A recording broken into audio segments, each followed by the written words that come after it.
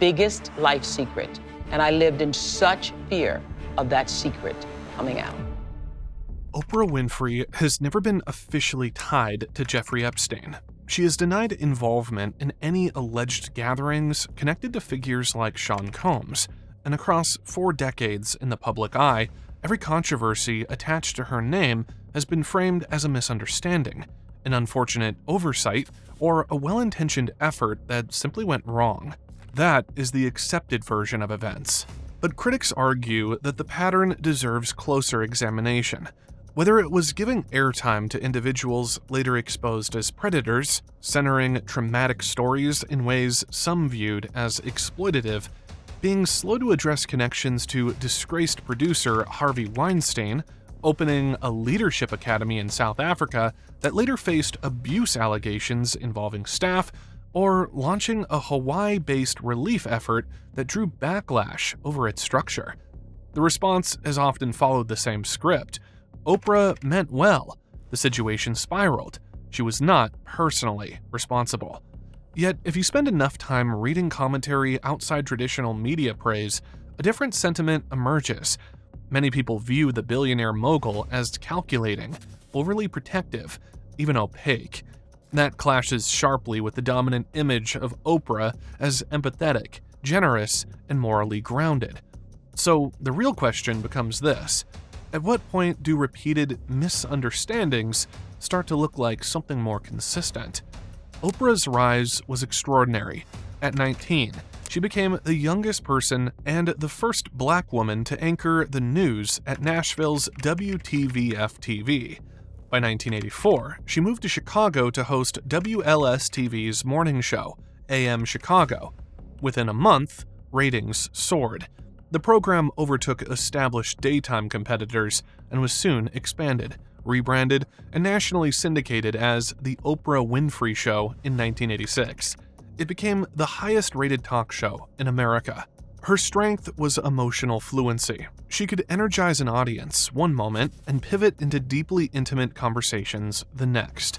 When singer Connie Francis spoke about surviving assault, Oprah met her with visible compassion. That tone extended beyond celebrity interviews. She brought on ordinary couples struggling with infertility, women navigating fractured family dynamics, and guests discussing addiction and infidelity. Viewers felt seen. They saw their own private struggles reflected on national television. Not everyone celebrated her ascent. A 1988 article, while framed as praise, highlighted her weight, race, and lack of formal journalistic pedigree before acknowledging her relatability and empathy. The subtext was clear. She did not fit the traditional mold of authority in television. That outsider status became part of her appeal. Oprah felt accessible. She was not positioned as a clinical analyst dissecting social problems with experts and data. She centered emotion over academic breakdown. For many topics, that approach resonated. For others, critics argued it simplified complex issues. Something subtle shifted during this period. By validating personal testimonies on air, Oprah herself began to be perceived as a trusted authority across a wide range of subjects, even those beyond her expertise. The trust was emotional, not technical, but it was powerful.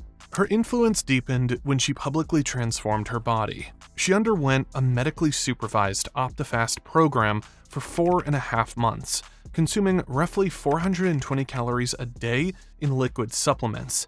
She dropped from 212 pounds to 145 pounds and famously rolled out a wagon filled with fat to represent the weight she had lost.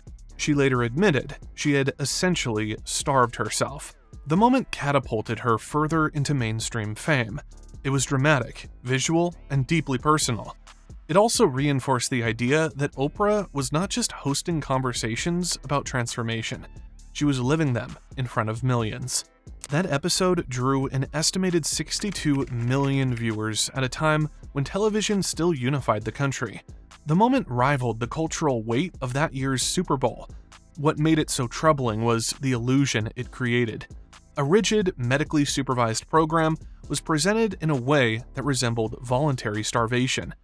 Most of the millions watching did not have physicians monitoring their vitals or the financial privilege to attempt anything remotely similar.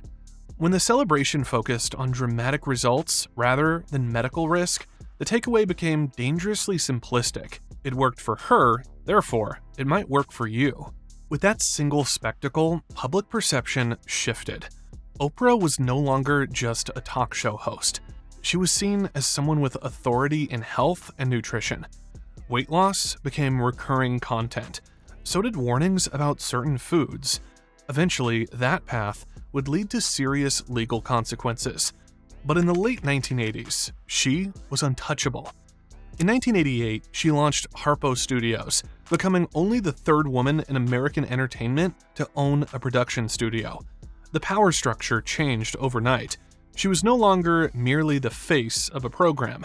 She controlled it. Her influence expanded beyond hosting into shaping culture itself.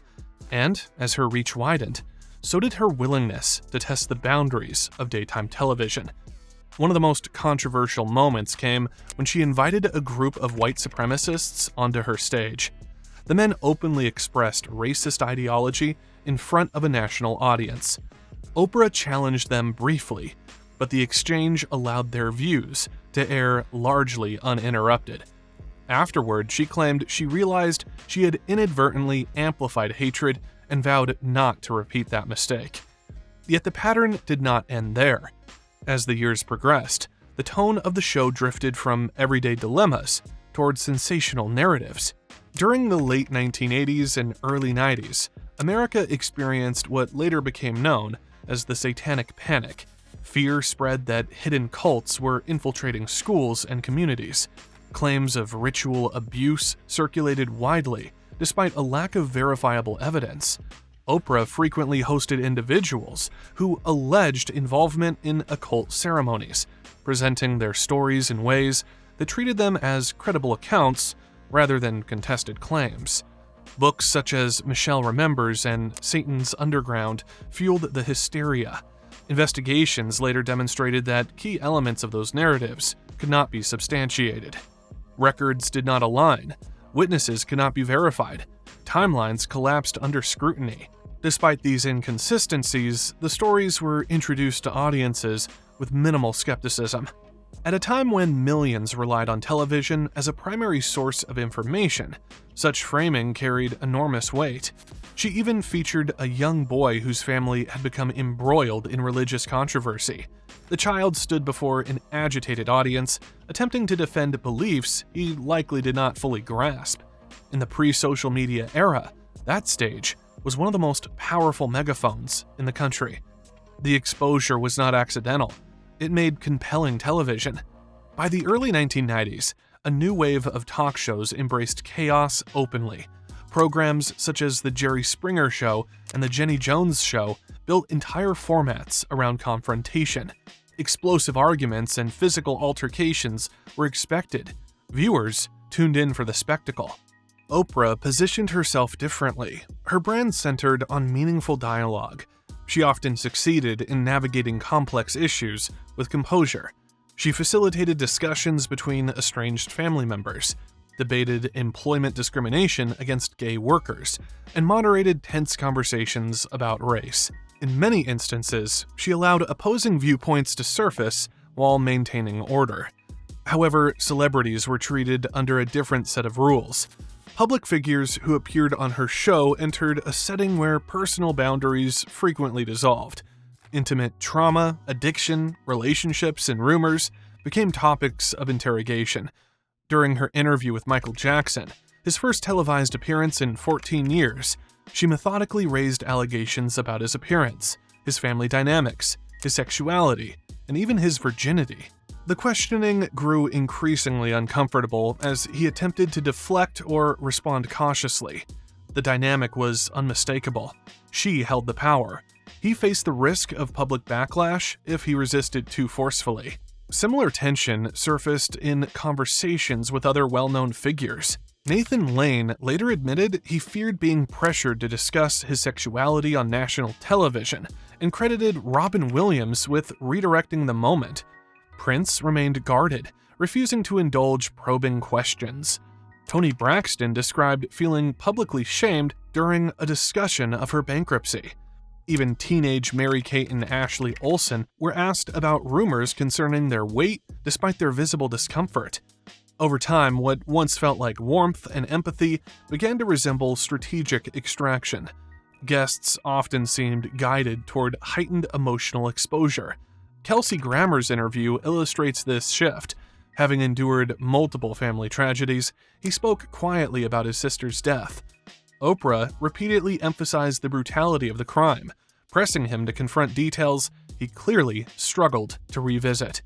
The exchange left some viewers questioning whether the pursuit of emotional intensity had crossed into insensitivity. Beyond the performance of compassion, Oprah possessed another advantage. She controlled the final cut. If a conversation did not unfold in her favor, the edit could quietly reshape the narrative before the audience ever saw it. Rapper Ludacris later claimed that this is exactly what happened during his appearance. To understand the tension, it is important to recognize that Oprah had long expressed discomfort with hip-hop culture, particularly its misogyny and use of racial slurs. That perspective inevitably colored her interactions with artists from the genre. When Ludacris appeared on the show to promote the film Crash, he expected to discuss his acting role alongside the cast. Instead, he found himself defending his music. According to him, Oprah criticized his lyrics while praising his performance in the film. He responded on stage, offering context and pushing back against what he felt was a broad dismissal of his work. However, when the episode aired, he claimed that his rebuttal had been removed. Her critique remained. His defense did not. The edit made it appear as though he had accepted the criticism in silence. That is the imbalance of stepping onto a platform owned, produced, and shaped by one individual. The guest answers the questions. The host determines the framing. The production team controls what survives the cutting room floor. When a single person oversees the entire apparatus, dissent can vanish with a splice. As her authority grew, parody followed. On Mad TV, comedian Deborah Wilson exaggerated Oprah's persona, portraying her as emotionally theatrical and obsessively focused on her own struggles. Some viewers saw the sketches as disrespectful. Others saw them as overdue satire aimed at someone who had built an empire by dissecting other people's pain. Despite mockery, her ratings remained dominant. On an average weekday, 12 to 13 million viewers tuned in. There was no incentive to soften her approach. If anything, the success encouraged expansion. In 1996, she launched Oprah's Book Club. A single endorsement could send a novel to the top of the bestsellers list overnight. In 1997, she created Oprah's Angel Network, raising more than $80 million for charitable initiatives. She co-founded Oxygen Media alongside Geraldine LeBourne, whose name would later surface in flight logs connected to Jeffrey Epstein. The optics fueled speculation, though no evidence has ever placed Oprah herself on Epstein's aircraft or island. Even satire began acknowledging the magnitude of her influence. The Onion once published a piece humorously depicting fans awaiting guidance on what to read, cook, and believe, as though she were issuing cultural directives. The joke resonated because it felt uncomfortably close to reality. Her recommendations did not merely suggest, they shifted markets. To meet demand for emotional television, her production company sought new personalities who could blend self-help authority with dramatic confrontation. Enter Phil McGraw. Their partnership began during a lawsuit. In 1996, Texas cattlemen sued Oprah after an episode discussing food safety practices in the beef industry led her to declare she would not eat another hamburger. Cattle prices dropped. The industry accused her of defamation. She hired McGraw's firm, Courtroom Sciences, to assist with trial strategy and jury analysis. She won. Publicly, she framed the victory as a defense of free speech. The case exposed a vulnerability. Platforming bold claims without rigorous counterbalance could carry legal and financial consequences. Dr. Phil offered something she lacked: the veneer of clinical authority. He began appearing regularly, weighing in on family disputes and personal crises. Though trained in psychology, his specialty lay in litigation consulting rather than long-term therapy. Still, the audience saw a doctor affirming Oprah's instincts. His presence elevated her emotional conversations into something that felt professionally validated. Eventually, he received his own syndicated show under her production umbrella. It debuted with the strongest ratings for a new talk show since her own launch in 1986. Oprah now controlled the two most powerful programs in daytime television. Criticism soon followed. Mental health professionals argued that Dr. Phil's advice oversimplified complex conditions and blurred the line between therapy and entertainment. He allowed his psychology license to lapse in 2006, yet continued dispensing guidance in front of millions. Former staff members later described a workplace culture marked by intimidation. Former guests alleged manipulation. Some accused the show of steering troubled teenagers toward facilities such as Turnabout Ranch in Utah, a program later linked to serious allegations of abuse. One former guest filed suit claiming she was assaulted at the ranch as a minor and punished after reporting it. Danielle Bregoli, known publicly as Bad Bobby, described harsh conditions during her placement there. Dr. Phil has not meaningfully addressed these allegations, and the show continued operating under Oprah's production oversight. Dr. Phil was not the only medical figure elevated by her endorsement. As her own weight fluctuated publicly, nutrition remained central to her brand. That is when Dr. Mehmet Oz entered the picture. Oz, a cardiothoracic surgeon educated at the University of Pennsylvania, began appearing on her program in the early 2000s. He explained medical concepts in accessible language, demonstrating how antioxidants function or how dietary adjustments influence heart health. Viewers trusted him. Oprah presented him as a life-saving authority, even showcasing audience members who credited his advice with preserving their health. In 2009, he too received his own show, co-produced by her company. Initially, he positioned himself as skeptical of supplement hype. Over time, however, his program increasingly promoted products with dramatic claims. Green coffee bean extract was touted as a breakthrough weight loss solution. The supporting study was later retracted due to flawed methodology. During a Senate hearing, he was confronted about labeling products as miracles. He defended his language as motivational. Critics countered that hope packaged as science can mislead vulnerable audiences. Meanwhile, Oprah explored alternative healing paths of her own. She introduced viewers to João Teixeira de Faria, known as John of God, a Brazilian spiritual healer who claimed to channel deceased doctors. Articles in O Magazine and segments on her network portrayed him as a source of transformation. She even traveled to Brazil to meet him for her series, Oprah's Next Chapter. Years later, more than 600 women accused him of sexual abuse. He was convicted and sentenced to decades in prison. There is no evidence Oprah knew of his crimes at the time of coverage. Still, the recurring pattern remained. A charismatic figure, a massive platform, later, revelations of harm. By 2010, she consistently ranked atop Forbes lists of the most powerful celebrities. Earnings exceeding $70 million annually were considered routine. With wealth came spectacle. Her favorite things, giveaways, escalated from luxury products to life-altering prizes. The most iconic moment involved gifting every audience member a new car. The celebration was euphoric, yet recipients soon learned they were responsible for federal gift taxes amounting to thousands of dollars. The show covered sales tax and registration and offered a cash alternative, but the episode underscored a growing disconnect. Generosity delivered at scale can create unintended burdens. Her philanthropic ambitions extended globally. After discussions with Nelson Mandela about education and poverty, she invested $40 million to establish the Oprah Winfrey Leadership Academy for Girls in South Africa. The campus featured extensive facilities and full scholarships for disadvantaged students. In 2007, a dormitory employee was arrested on allegations of abuse. Oprah traveled immediately to address the crisis, meeting with students and promising accountability. The employee was later acquitted when testimony was deemed inconsistent.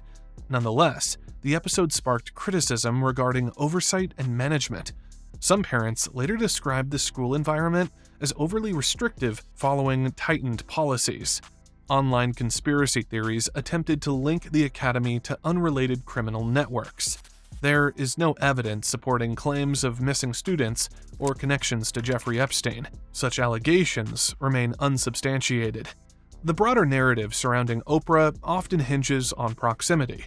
She interacted with influential figures across entertainment and business, including Harvey Weinstein, Bill Cosby, and Sean Combs. In industries where power concentrates among a small elite, associations are common. Critics interpret these connections as complicity. Supporters argue they reflect the realities of high-level networking rather than endorsement of misconduct. Throughout decades of controversy, one theme persists.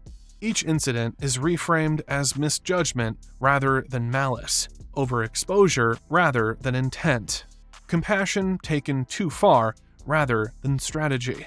Whether that explanation satisfies depends largely on how one interprets patterns of influence, editing power, and repeated amplification of controversial figures. Oprah addressed at least one rumor directly and without hesitation. She stated that she had never attended private gatherings hosted by Sean Combs and explained that she is not someone who stays long at social events. In her telling, speculation spreads quickly in a culture that thrives on scandal, and stories often outpace evidence. The situation surrounding Harvey Weinstein, however, carried far more gravity. For decades, Weinstein stood as one of the most powerful producers in Hollywood.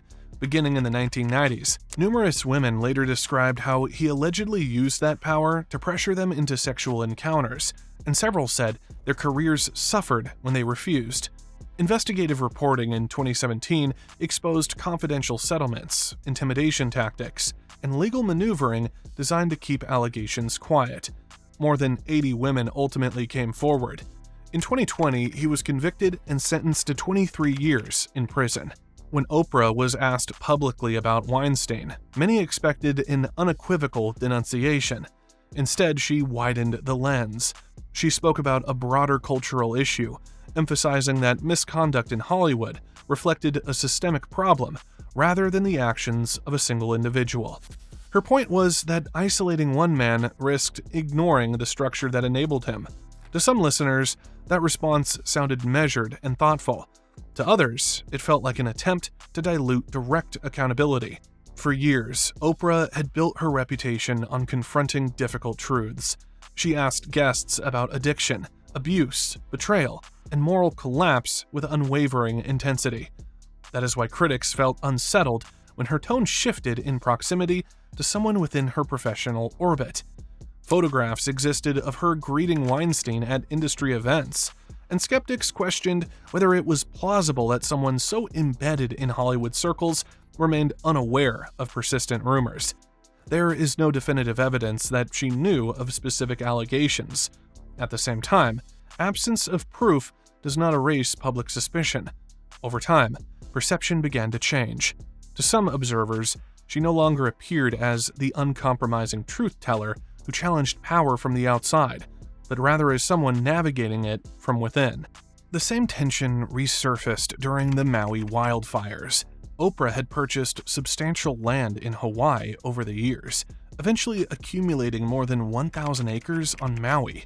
Supporters framed those acquisitions as long-term investments that supported conservation and employment. Critics viewed them as further consolidation of land into the hands of the ultra-wealthy. When devastating fires struck Maui on August 8, 2023, destroying thousands of structures and claiming more than 100 lives, Oprah and Dwayne Johnson launched the People's Fund of Maui.